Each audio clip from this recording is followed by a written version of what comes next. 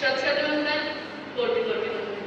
यहाँ पर पधारे हुए माता-पिता एवं मित्र समान सूर्य के सुश्रावक एवं सुश्राविकाएं, आप सभी का हार्दिक हार्दिक अभिनंदन।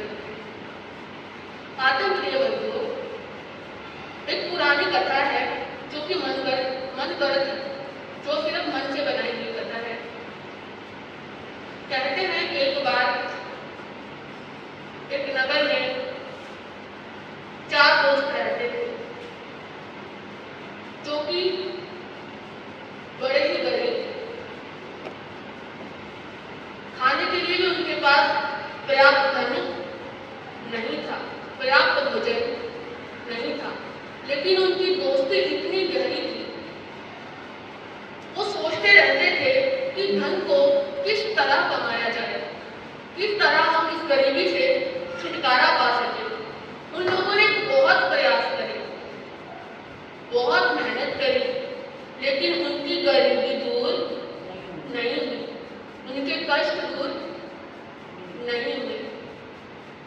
एक दिन बैठे बैठे उन लोगों ने फैसला किया कि हम ना इस नगर को छोड़कर कहीं दूर जाते हैं, वहां जाकर पैसा कमाने की कोशिश करते हैं, क्या पता हमारे भाग्य खुल जाए। अब ये सोचकर अगले दिन वो चारों निकल जाते हैं उस नगर को छोड़। अब चलते चलते दोपहर हो जाती है। वो एक नदी के पास रुकते हैं जहां पर एक साधु महाराज बैठे हुए थे। अभी साधु महाराज ने उन सबके परेशान चेहरों को देखा तो उनसे पूछ लिया कि तुम्हें कोई परेशानी है या फिर तुम्हें कोई समस्या है? कोई समस्या है तो बताओ, मैं समाधान करता हूँ। तो उन चारों मित्रों ने साधु को अपनी परेशानी बताई। तो साधु जी ने सब परेशानी सुनने के बाद उनसे कहा, मैं तुम्हें 4 दीपक देता हूँ। क्या देता हूँ?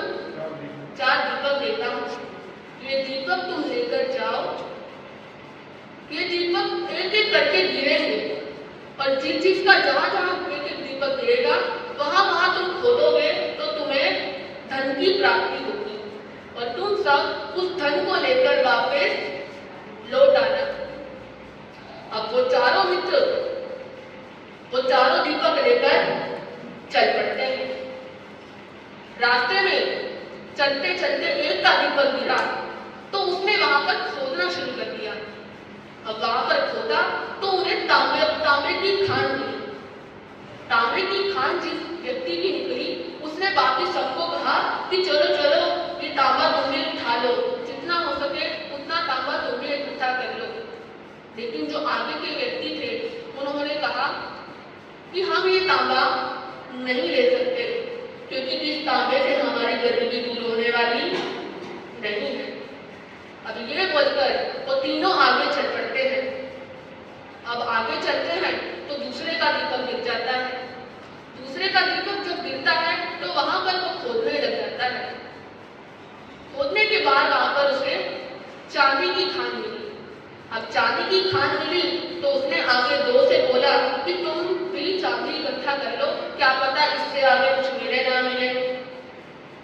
लेकिन बाकी 2 ने भी यही कहा कि हम तो ये नहीं ले सकते, हम तो आगे जाएंगे, आगे हमें सोने की खान मिलेगी।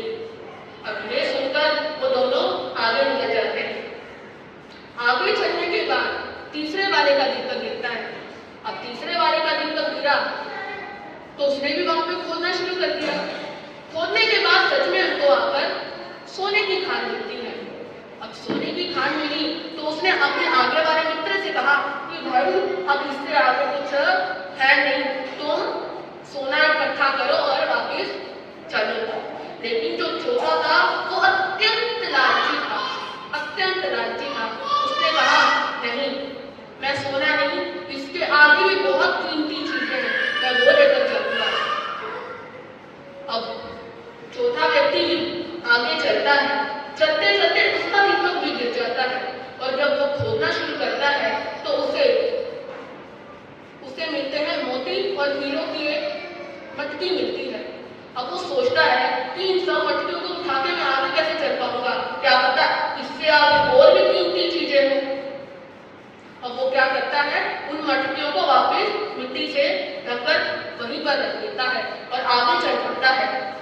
अब चलते चलते उसे एक ऐसा व्यक्ति दिखाई देता है जो कि चक्रधारी होता है। उसके सिर के बीच में एक चक्र घूम रहा था और उसके पूरे कपड़े लहूलुहान हुए थे, खून से भरे हुए थे। और वो व्यक्ति उसके पास जाता है और कहता है, तुम कौन हो और ये चक्र तुम्हारे सिर पर क्यों घूम रहा है? ये बोलते ही वो चक्र निकलकर सीधा बोलने वाले के सिर पर जा लगता है और काटना शुरू कर देता है। तो जो पहला चक्रधारी था उसने दूसरे चक्रधारी से कहा कि भाई, मैं भी इसी प्रकार यहाँ पर आया था, धन के लालच में मैं भी इसी प्रकार आया था, और जब मैंने दूसरे से बात करी तो दूसरे का चक्र मेरे सर पर आ लगा।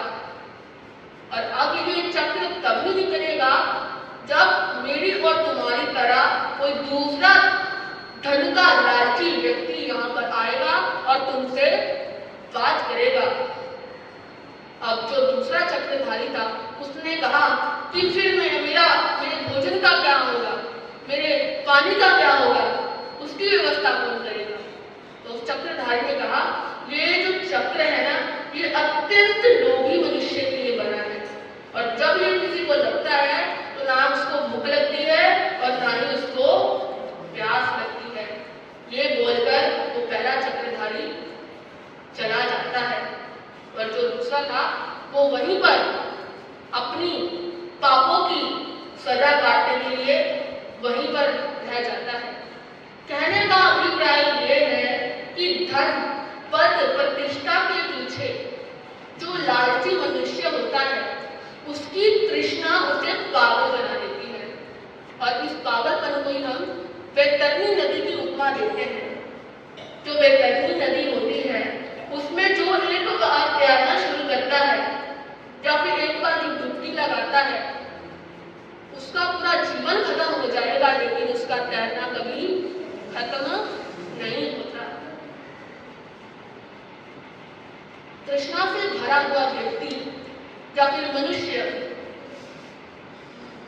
उसका पूरा जीवन ही, पूरी जिंदगी ही हाय हाय करने में निकल जाती है कि मुझे ये भी मिलना चाहिए था, मुझे वो भी मिलना चाहिए था।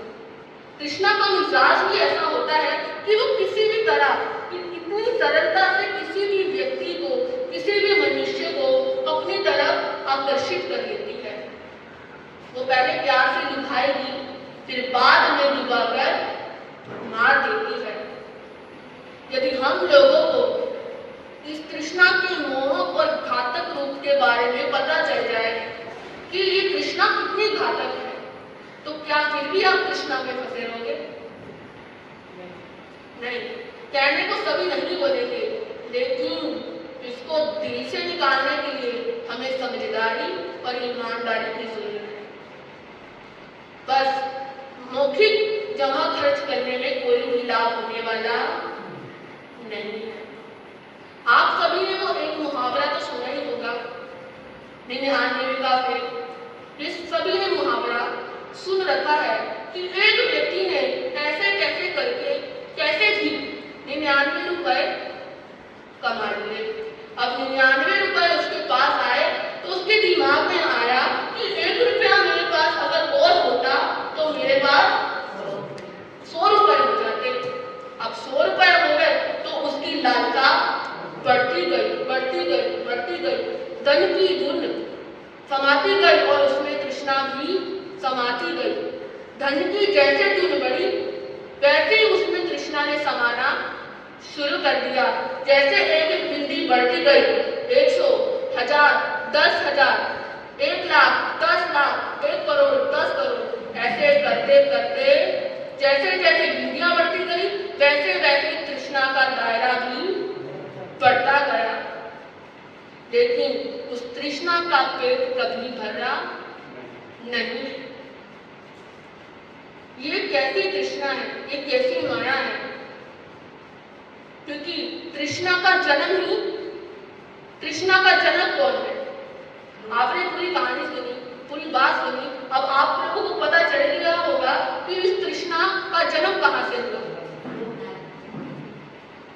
से तो हुआ, लेकिन मेन कहाँ से हुआ जब? चलो मैं ही बता देती हूँ। तृष्णा का जन्म हुआ धन से।